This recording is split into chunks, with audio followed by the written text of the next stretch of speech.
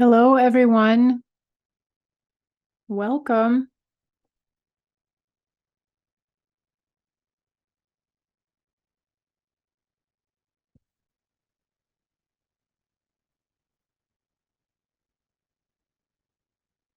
We're going to wait a few minutes so people can get in,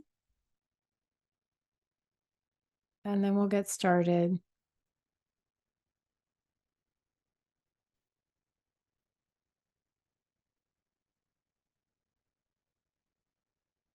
We need some music in the background. We do. Do, do, do, do.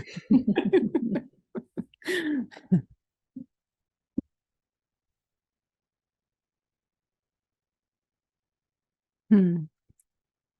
Does anybody have a good idea for a Mast Cell theme song? I haven't really thought about it yet, so feel free to send a message through the chat if you have Yeah, a theme song idea. it's a great idea. Yeah, if you have a good, good Mass Cell theme song. Something uplifting though. Yes, absolutely. Yeah. Absolutely. Well, as people are filtering in, I will keep admitting people in as they filter in. Just want to remind everyone to just keep yourselves muted. I think I actually turned off the option to mute yourself. So, and this is being recorded. So, if you turn off your video, that just gives you a little bit more privacy for when we have the replay link. So we will definitely email out the replay link. Someone asked in the chat if we can ask questions. So here's how today's going to go. Dr. Kelly's got some, she's got some things she's going to talk about. We're going to keep it a little bit more focused today on mold and mast cell activation. So yes, you can ask questions. Use the Q&A function to ask questions. The chat is a great place to just talk with each other. If you have clarifications, or if you need me to repeat something or give you a link to something, you can ask it in the meeting chat, but use the Q&A to ask questions that you want Dr. Kelly to see. Yeah, I think that's it as far as technological stuff goes. It's a little easier if you change your view to speaker view. So at the top right of your Zoom window, there will be a little area that says view. And if you click that and hit speaker, then you'll just see Dr. Kelly when she's talking, but that's up to you. And then just last little legal thing, as always, the information that Dr. Kelly is providing today is for educational purposes only. This is not medical advice. So even though she may be answering your questions, this is not advice directly from her to you. So do take the information you get to your healthcare team so they can help you with your individual case. I've put up on the screens, you can see some links. You're welcome to take a screenshot. I will throw that up again at the end, but it gives you some good little things to look at and to keep for current or future use. So I will go ahead and just give us just maybe one more minute, Dr. Kelly, to let some people in. Again, so if you're putting questions in the meeting chat, if you would just copy paste those into the Q&A. So if you actually go down to the bottom of your Zoom screen, you may have to click the little button that says more with the 3 dots to see the chat and the Q&A. So use the Q&A for questions that you want Dr. Kelly to see, if you would do that.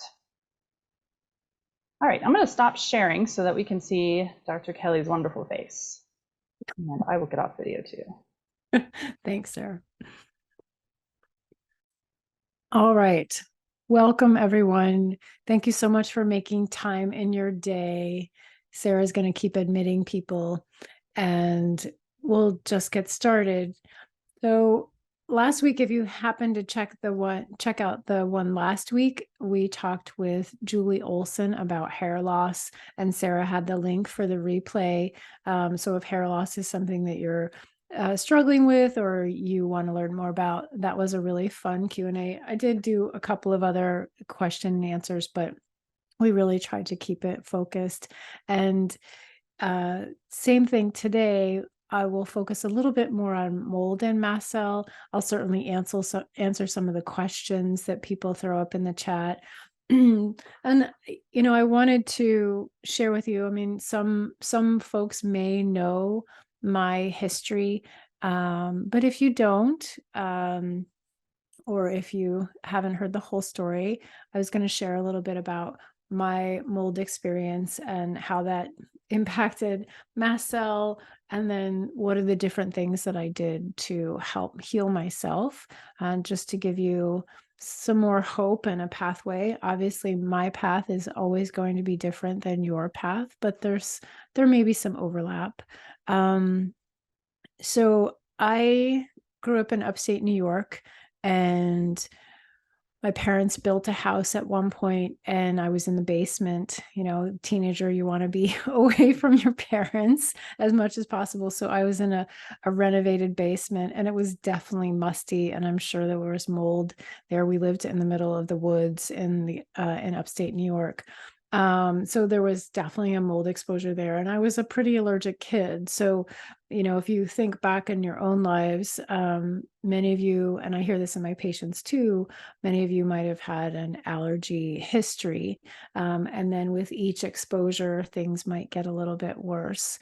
I lived in New Orleans in an older home for medical school, and then moved to Oregon, where I know I was exposed to mold. And my office was a flat roof building in Oregon, in Eastern Oregon, where it rained all the time outside of Corvallis, and was definitely sick there, developed chronic fatigue, some fibromyalgia, significant depression, to the point where I actually had to leave that job because I just couldn't function at the level that was required of me in order to keep making enough money. And luckily, I was able to leave and did a bunch of locum tenens, so temporary jobs for doctors for a while, and then got to the point where I went to Tucson and did the fellowship with Dr. Andrew Weil and got better. I was able to really heal from that mold exposure, and I didn't know why I had gotten sick in the first place. And then moved to Southern California, where I've been exposed to mold multiple times over now. Every single house that I've lived in Orange County, that's probably 10 houses at least, have been somewhat moldy, and 2 were extremely moldy, where I lost everything that I owned. The first time I was living by myself, and I remember I figured out that there was mold. I had a mold inspector come, and I wanted them to be thorough because I really needed to understand how sick I was and how moldy the place was. And they did cavity samples as well as air samples. So let's just say the air sample outside had about 1,400 spore count. And then inside, essentially in every wall, was between 50 and 70,000 spore count, even when there was no visible mold. This was in the bedrooms as well as the bathrooms.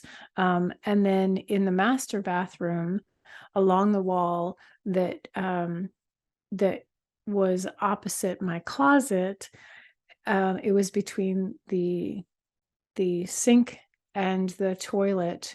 Oh, I'm sorry, between the shower and the toilet, along that wall, the spore count was 700,000.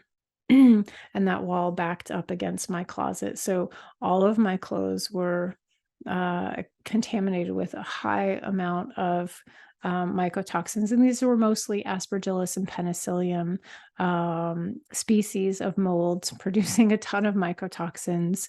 And I remember my sister came over trying to help me pack, and she literally couldn't go into my closet. She got so sick. She couldn't understand how I was able to live in this place. And every single weekend I had to take a nap. I was, working 4 or 5 days a week, and then would sleep for extended periods of time on the weekends, just to try and get through what I was experiencing.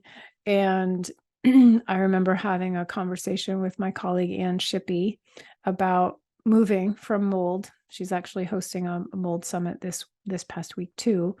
And I realized that I had to get rid of all of my belongings that move, and I was doing it later that day. So I put the belongings that I wanted to try and keep in storage. I had beautiful Chinese antiques.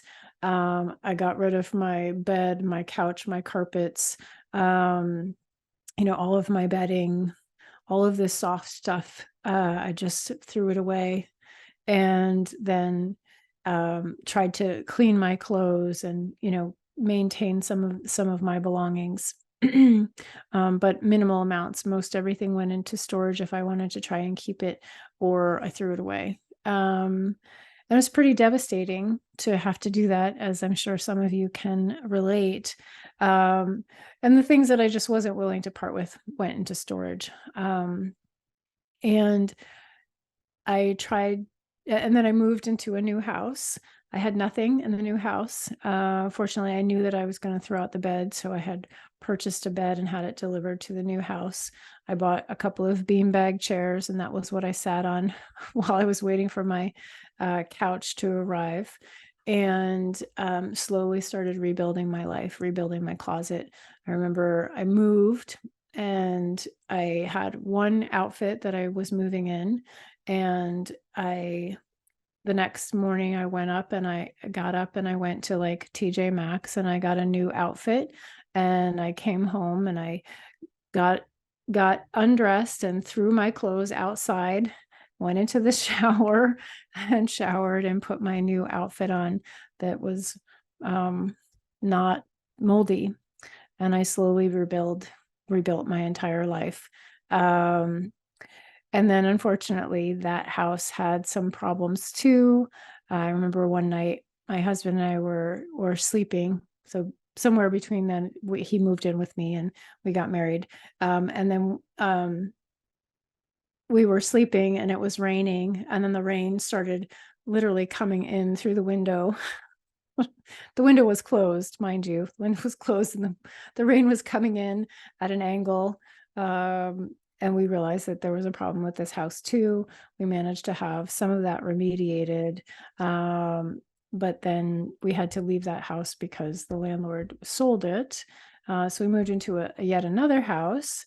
And my husband, over the next 3-4 years that we were there, got sicker and sicker and sicker. And so finally I couldn't ignore the fact that there was something wrong, and called my favorite mold inspector, Anna Branch, who is a member of the International Society for Environmentally Acquired Illness. And she came up and she did some testing in the house, and she did both air testing as well as as well as cavity sampling, which is critically important if you're trying to figure out where the problem is. And at this point, I didn't need to know everything. I just needed to know, should I stay or should I go? And I think it's really important when you're thinking about mold and trying to assess your situation. It really depends on, do you own? Do you rent? What is the question that you need to answer? So in this situation, I needed to know, because we were renting, should we stay or should we go? How bad is it? So she needed to do enough testing to be able to give us an answer and assess the situation. If somebody owns a house and they intend to remediate no matter what, you want to know as much as you can about the situation that you're living in. You want to know more details about more of the places that could be water damaged. I've had, unfortunately, a number of patients who have used mold inspectors who don't really get it. They don't do a thorough assessment. They get